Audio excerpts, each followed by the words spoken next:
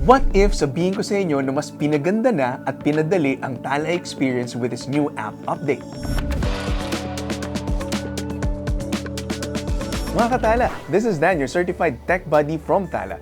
Tutulungan ko kayo ngayon kung paano natin ina-navigate at i-maximize ang utilization ng bagong Tala app. Sabi nga nila, Tala ang iyong kasangga sa laban ng buhay.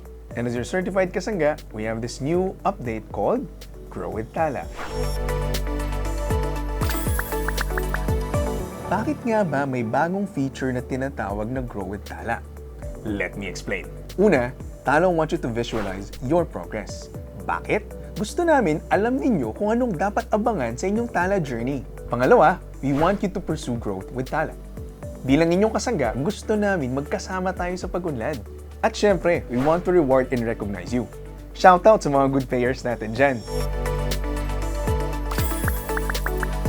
Dito sa home screen, may kita ninyo agad at tinatawag na growth cards. Dito nakalagay ang inyong latest growth status. Maaaring magbago-bago ito depende sa lagay ng inyong loan. Pero mahalaga ito kasi dito nyo makikita yung mga reminders para updated ka palagi. At dahil may kanya-kanya tayong journey with Tala, ang maganda rito sa Grow with Tala, makikita ninyo ang record ng inyong personal journey with us. So shoutout sa mga OGs natin dyan.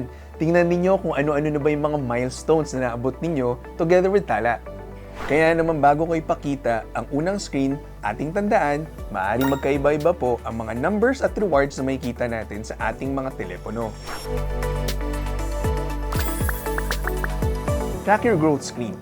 Dito mo maaaring makita kung ano pa ang maaaring abangan sa inyong journey with Tala. Maaari mo makita kung meron bang credit limit increase, anong rewards or perks ang maaari pang ma-unlock habang tumatagal ka nakasama namin. Next is payment streak. Ito ang ultimate flex.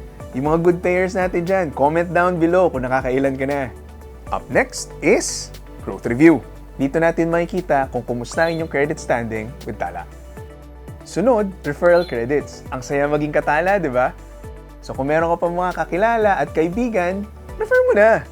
Overall, this new update, masasabi natin itong parang love letter ng Tala sa inyo. Bilang kasangga sa laban ng buhay, we hope this new update helps you track your progress, be on top of your financial goals, at syempre, sana maging daan din ito upang matupad ang inyong mga pangarap kasama ang Tala. Ako, excited ako dun sa part na makikita mo yung increase sa credit limits mo. Ikaw ba? Ano masasabi mo sa latest update ni Tala? Comment down below.